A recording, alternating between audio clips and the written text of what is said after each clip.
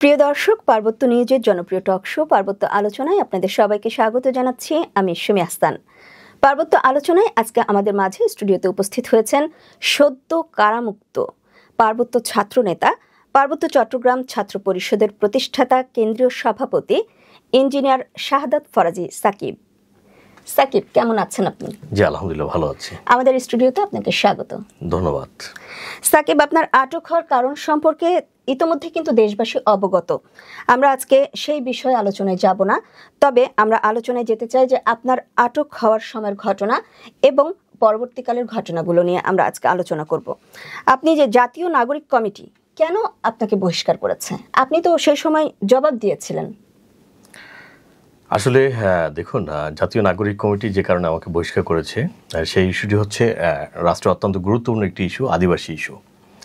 এনসিটিভির সামনে মতিঝিলে student for সভারেন্টিতে জানুয়ারির 15 তারিখে যে কর্মসূচিটি পালন করা হয় সেটি হচ্ছে জাতীয় পাঠ্যপুস্তকের মলার থেকে আদিবাসী বিষয়ক যে একটি গ্রাফিতি ছিল সেই গ্রাফিতিটি বাতিলের জন্য একটা যৌক্তিক একটা শান্তিপূর্ণ কর্মসূচি ছিল।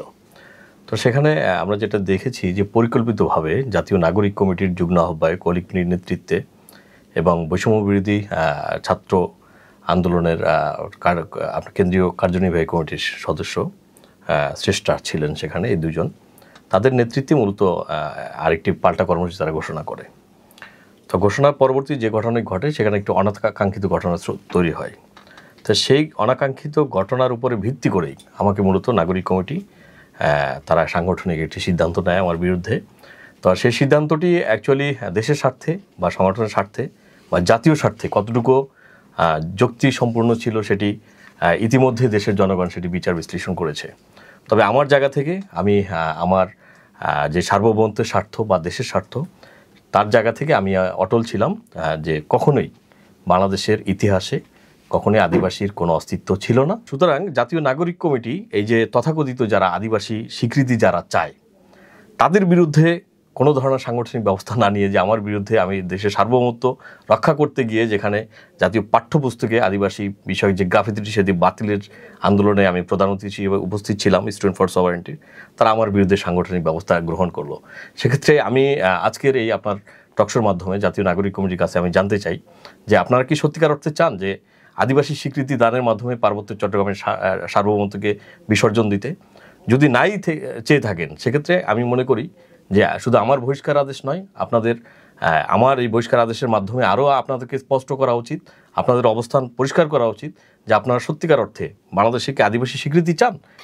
এই ক্ষেত্রে জাতীয় নাগরিক কমিটির আপনি যেমনটা বললেন, তাহলে কি তাদের কি কোনো ভূমিকা ছিল বলে আপনি মনে করছেন? দেখুন, আসলে জুলাই আন্দোলনে যারা বিরোধিতা করেছে তার অনেক বড় একটি অংশ হচ্ছে বাম সংগঠনের উপজাতীয় ক্ষুদ্র নৃগোষ্ঠী যারা যে সকল ছাত্রছাত্রীরা রয়েছিল তারা। আপনারা দেখেছিলেন যখন জুলাই গণ অভ্যুত্থানে বা আন্দোলনে রাজপথে যখন সারা দেশের সাধারণ ছাত্ররা নেমে এসেছে তখন পার্বত্য চট্টগ্রামের পাহাড়ি ছাত্র পরিষদের নেতৃত্বে তখন উপজাতীয় বা ক্ষুদ্র নৃগোষ্ঠীর ছাত্রদের একটা অংশ তখন কিন্তু এই কোটা আন্দোলনের বিরোধিতা করেছিল। তারা চট্টগ্রামে বিভিন্ন স্থানে তারা এটার সংহতি প্রকাশ না করে বরঞ্চ উল্টা তারা এটা প্রতিবাদ জানিয়েছিল। ঢাকা বিশ্ববিদ্যালয়ে তারা প্রতিবাদ জানিয়েছিল। এই অলিক মিরির নেতৃত্বে আমরা দেখেছি জুলাই গণ অভ্যুত্থানের সময় ঢাকা বিশ্ববিদ্যালয়ের মধু ক্যান্টিনে তারা চরমভাবে প্রতিবাদ জানিয়েছিল জুলাই গণ অভ্যুত্থানের। তারাই এখন মূলত এই নাগরিক কমিটির তারা দেখা গেল আপনার অনেক সিনিয়র পোস্টে তারা লিড করছে। হ্যাঁ, যারা তৎকালীন সময় এই আদিবাসী কোটার পক্ষে তথাকথিত সুশীল বা যে বাম সমাজ একটি অংশ রয়েছিল তারাও তাদেরকে সমর্থন করেছিল, ঠিক তারাই এখন এসে কিন্তু এই যে আদিবাসী স্বীকৃতি তারাই কিন্তু মূলত এটার মধ্যে হাওয়াবাদার বা কলকাঠি নাড়ছে। সুতরাং এতে স্পষ্ট যে কারা মূলত রাষ্ট্রের বিপক্ষে গিয়ে রাষ্ট্রবিরোধী ষড়যন্ত্র আদিবাসীর পিছনে কলকাঠি নাড়ছে। সাকিব, আপনার কাছে জানতে চাইব, যেহেতু আপনি সদ্যই মুক্তি পেয়েছেন, তো আপনার সেই সময় যখন আপনাকে আসলে গ্রেফতার করা হলো তখন থানায় আপনার কেমন কেটেছে সেই সময়টা, হাজতে, তারপর আপনাকে কোর্টে তোলা হলো, তো সেই সময়গুলো যদি সংক্ষিপ্ত বর্ণনা দর্শকদের সামনে একটু তুলে ধরেন। আসলে আমাকে গ্রেপ্তার করা হলো গত 12 তারিখে, গত মাসের 12 তারিখে, 12ই ফেব্রুয়ারি। তো আমাকে মূলত গাড়ি থেকে আটক করা হলো মোবাইল ফোন ট্র্যাকিংয়ের মাধ্যমে। ডিবি আমাকে অ্যারেস্ট করে। তো ডিবি যখন আমাকে অ্যারেস্ট করে, আমাকে যখন গাড়ি থেকে নামিয়ে তারা আমাকে বলল যে বহির্বিশ্বের চাপে আমাকে গ্রেপ্তার করা হলো, তখন আমি বললাম যে কোন মামলায় আমাকে আপনারা গ্রেপ্তার করলেন? তখন বলল যে আদিবাসীদের উপরে হামলা করেছেন, আপনি জানেন না যে আপনি হামলাকারী, আপনার নামে মামলা হয়েছে। তা আমি বললাম যে মাইন্ড ইউর ল্যাঙ্গুয়েজ, অ্যাকচুয়ালি আদিবাসী বলতে আপনারা কাকে বোঝান? রাষ্ট্রে তো আদিবাসীর কোনো অস্তিত্ব নেই। আপনারা যদি আদিবাসীদের অস্তিত্ব রাষ্ট্রের ইতিহাসে যদি থাকতো, বাংলার ইতিহাসে, সেক্ষেত্রে আপনারা বলতে পারতেন। আপনারা যাদেরকে আদিবাসী বলছেন তারা তো প্রকৃতপক্ষে আদিবাসী নয়। আমাদের সংবিধানে স্পষ্টভাবে বিতর্ক রয়েছে। তা আপনারা তো এটা আদিবাসী বলতে পারেন না। আর আপনারা যদি সত্যিকার অর্থেই আদিবাসী স্বীকৃতি দেওয়ার জন্য, আমরা যারা রাষ্ট্রের সার্বভৌমত্ব রক্ষার জন্য আন্দোলন করি তাদেরকে আপনারা গ্রেপ্তার করতে চান, তাহলে আপনারা একটা কাজ করুন, আমাকে এই প্রতিমধ্যেই আপনারা এখন ক্রস ফায়ার দিয়ে দিতে পারেন। কিন্তু দেশের সার্বভৌমত্ব রক্ষার স্বার্থে, দেশের 1 ইঞ্চি মাটি রক্ষার জন্য আমাকে কোনো দিন এই অযৌক্তিক যে রাষ্ট্রবিরোধী গভীর ষড়যন্ত্র আদিবাসী স্বীকৃতি, এর পক্ষে কখনোই আপনারা দাঁড় করাতে পারবেন না। তখন তারা আমাকে ডিবি অফিসে নিয়ে আসলো। আনার পরে যুক্তিতর্কে একসময় তারা হেরে গেল এবং তারা এটাও স্বীকার করলো যে আসলেই তো দেশে কোনো আদিবাসী নেই। হ্যাঁ, সেক্ষেত্রে তারা বারবার একটি কথা বলতেছিল যে বহির্বিশ্বের প্রেসারে, বিশেষ করে পশ্চিমাদের প্রেসারে, হ্যাঁ, তারা আমাদেরকে গ্রেপ্তার করতে বাধ্য হচ্ছে। তো আজকে আপনার অনুষ্ঠানের মাধ্যমে আমি দেশবাসীকে একটি কথা জানাতে চাই যে পার্বত্য চট্টগ্রাম নিয়ে আসলে যে দীর্ঘদিন ধরে গভীর ষড়যন্ত্র চলছে, সেটি আসলে পশ্চিমাদের অনেক বড় একটি ষড়যন্ত্র। এখানে কিছু এনজিও গোষ্ঠী রয়েছে যারা এইসব পশ্চিমাদের সেকেন্ড টিম হিসাবে কাজ করে। তাদের উচিত বর্তমান সরকারকে তাদের বিরুদ্ধে ব্যবস্থা গ্রহণ করা, তাদেরকে চিহ্নিত করা, মূলত কারা এই পশ্চিমাদের এজেন্ট বাস্তবায়ন করছে। আজকে পার্বত্য চট্টগ্রামের দিকে আপনারা তাকান, যে পাহাড়ের যে সকল অশান্তি রয়েছে, সে সকল অশান্তির পিছনে কিন্তু মূলত এসব পশ্চিমা যে এজেন্ট, হ্যাঁ, তারাই কিন্তু মূলত জড়িত। এবং তারাই আমাদের এই মামলা, আমাদেরকে গ্রেপ্তার করার জন্য তারা কিন্তু বারবার নাকি তারা এই সরকারকে চাপ প্রয়োগ করেছে। সুতরাং আমি এটাও বলতে চাই যে সরকারকে স্পষ্ট করতে হবে কোন পশ্চিমাদের, কোন দেশের চাপে আপনারা যারা সার্বভৌমত্বের পক্ষে যারা দাঁড়ালো, দেশের স্বার্থ রক্ষা করার জন্য দাঁড়ালো, তাদের বিরুদ্ধে আপনারা যারা আজকে আপনাদের কালো আইন প্রয়োগ করে তাদেরকে আপনারা গ্রেপ্তার করলেন, জেলে পাঠালেন, আপনারা কাদের প্রেসারে, সেটা আপনাদেরকে একদম স্পষ্টভাবে আপনাদেরকে ব্যাখ্যা করতে হবে। আমি সরকারকে অনুরোধ জানাচ্ছি যত দ্রুত সম্ভব আপনারা আপনাদের জায়গা থেকে সেটি আপনারা ব্যাখ্যা করুন।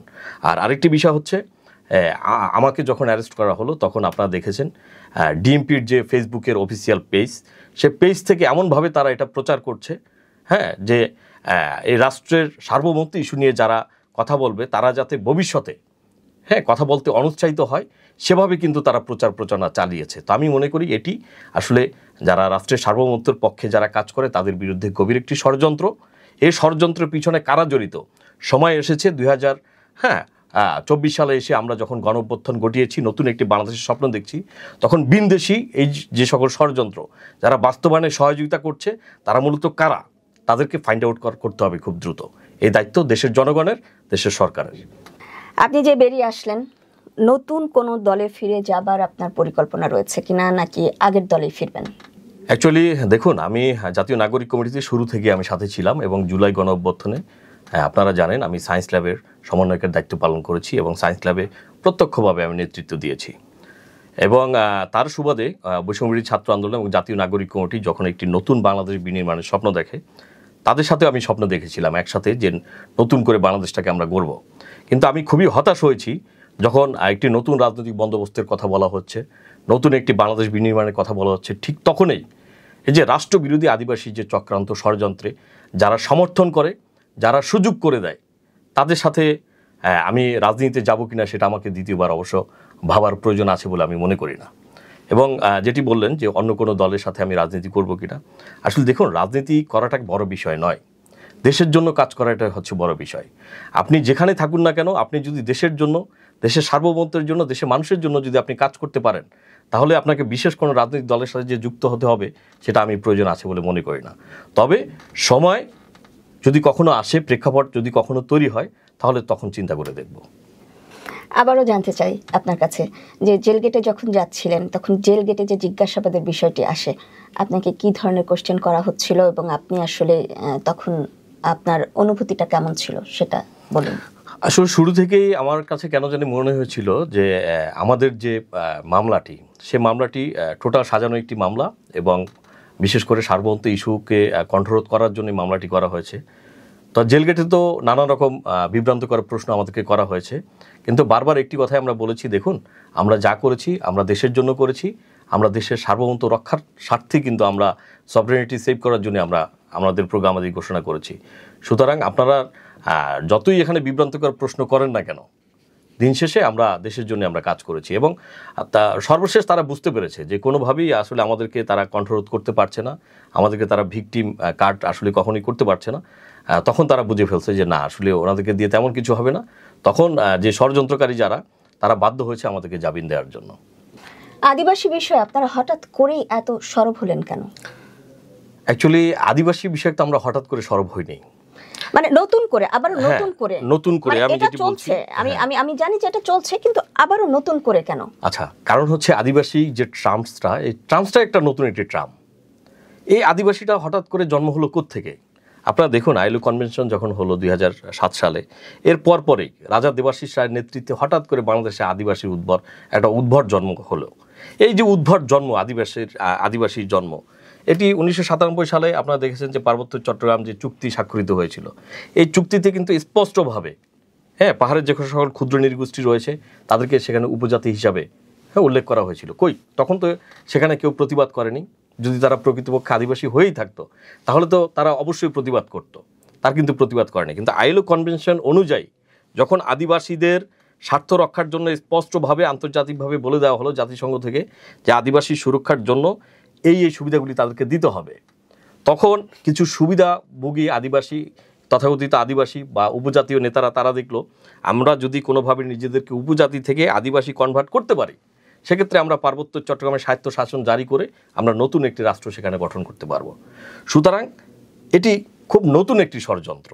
সবেমাত্র এটি 10-15 বছর ধরেই এই আদিবাসী ট্রাম্প কার্ড তারা খেলে ক্ষুদ্র নৃগোষ্ঠীদেরকে আদিবাসী কনভার্ট করে তারা নতুনভাবে পার্বত্য চট্টগ্রামকে স্বায়ত্ত শাসন জারি করতে চায়। তারা পার্বত্য চট্টগ্রামকে আলাদা করে নতুন একটি রাষ্ট্র গঠন করতে চায়, যে রাষ্ট্রটির নাম ইতিমধ্যে তারা ঘোষণা করেছে। তারা রাঙামাটি, খাগড়াছড়ি, বান্দরবন নিয়ে আলাদা একটি রাষ্ট্র গঠন করে সেটিকে জুম্মুল্যান্ড হিসাবে তারা তৈরি করতে চায়। সুতরাং আমরা তো দেশের সচেতন নাগরিক হিসাবে কখনোই এই যে রাষ্ট্রবিরোধী কার্যকলাপ তাদেরকে আমরা বাস্তবায়িত হতে দিতে চাই না। সুতরাং এটি তারা শুরু করেছে গভীর ষড়যন্ত্রের মাধ্যমে, বিভিন্নভাবে তারা শুরু করেছে, যেটি গণঅভ্যুত্থানের পরবর্তীতে আপনারা দেখবেন যে ঢাকার রাজপথে বিভিন্ন জায়গাতে গ্রাফিতি দেখা যায় যে আদিবাসীদের পূর্ণ মর্যাদা দিতে হবে, আদিবাসীর অধিকার চাই, পাহাড় থেকে সেনাবাহিনী হটাও, এ ধরনের অনেক ধরনের স্লোগান দেখবেন। এই স্লোগানগুলি কারা লিখেছে? এই স্লোগানগুলি কোত্থেকে আসলো? যেখানে রাষ্ট্র একাধিকবার প্রজ্ঞাপন করে সরকার যেখানে বলেছে যে বাংলাদেশে কোনো আদিবাসী নেই, সেখানে এই যে উপজাতির একটি অংশ তারা হঠাৎ করে নিজেদেরকে আদিবাসী দাবি করা শুরু করেছে। তারা চেয়েছিল 5ই আগস্টের পরে, হাসিনা সরকার পতনের পরে তারা ঘোলা পানিতে মাছ শিকার করবে। তারা চেয়েছিল সরকারের দুর্বলতার সুযোগ নিয়ে তারা ক্ষুদ্র নৃগোষ্ঠী থেকে আদিবাসী তারা দাবিটা আদায় করে পার্বত্য চট্টগ্রাম আলাদা করে ফেলবে। কিন্তু আপনারা দেখেছেন যে 5ই আগস্টের পরপর পাহাড়ে যে কী পরিমাণে অশান্তি তৈরি হয়েছিল, এর পিছনে কারণটা কী, এর উদ্দেশ্যটা কী ছিল? তারা তাদের এই যে অযৌক্তিক যে আদিবাসী দাবিটা, রাষ্ট্রদ্রোহী যে কর্মকাণ্ড, তারা কিন্তু পাহাড়কে অশান্ত করেছিল। তখন একটা মাত্র উদ্দেশ্য, সেটি হচ্ছে পার্বত্য চট্টগ্রামকে আলাদা করে ফেলবে। সুতরাং আমরা যখন জানলাম এই বিষয়গুলি, তখন কিন্তু আমরা সরব হয়ে উঠলাম যে না, রাষ্ট্রবিরোধী এ ধরনের তাদের ষড়যন্ত্র কোনোভাবেই আমরা বাস্তবায়ন হইতে দিতে পারি না। তখনও আমরা এ বিষয়ে নানান ধরনের কর্মসূচি আমরা ঘোষণা করে থাকি। জনাব সাকিব, আমরা অনুষ্ঠানের একেবারেই শেষ প্রান্তে এসে গেছি এবং শেষ করব অনুষ্ঠান। আপনি দেশবাসীর উদ্দেশ্যে কিছু বলতে চান কিনা? দেশবাসীকে একটি কথাই বলবো, একটি অনুরোধ জানাতে চাই। আসলে বাংলাদেশটা আমাদের, এই দেশটাকে আমাদের কি নতুন করে করতে হবে। তো বাংলাদেশ নিয়ে নানান ধরনের ষড়যন্ত্র চলছে। আমাদের সকলের যেটি দায়িত্ব বাংলাদেশের নাগরিক হিসাবে, সেটি হচ্ছে বাংলাদেশের স্বাধীনতা, সার্বভৌমত্ব বজায় রাখার জন্য প্রত্যেককেই আমাদের সচেতন থাকতে হবে এবং প্রত্যেকটি ষড়যন্ত্রকে আমাদের সচেতনভাবে প্রতিহত করতে হবে। এটাই হচ্ছে আপনাদের প্রতি আমার অনুরোধ। দেশ ভালো থাকলে আমরা সকলে ভালো থাকব, দেশ ভালো থাকলে আমরা সকলেই সুন্দরভাবে থাকব। সকলকে অসংখ্য ধন্যবাদ। আমার জন্য সকলে দোয়া করবেন। আল্লাহ হাফেজ। আসসালামু আলাইকুম।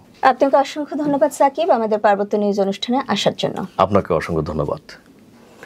প্রিয় দর্শক, আমরা অনুষ্ঠান শেষ করছি। তার আগে একটি কথা বলতে চাই, আমরা সবাই চাই বৈষম্যমুক্ত বাংলাদেশ। এমন একটি সুন্দর বাংলাদেশের স্বপ্ন দেখে আজকের অনুষ্ঠান থেকে আমি সুমি হাসান এখানে বিদায় নিচ্ছি। আপনারা সবাই ভালো থাকুন, সুস্থ থাকুন। পার্বত্য নিউজের সাথেই থাকুন। আল্লাহ হাফেজ।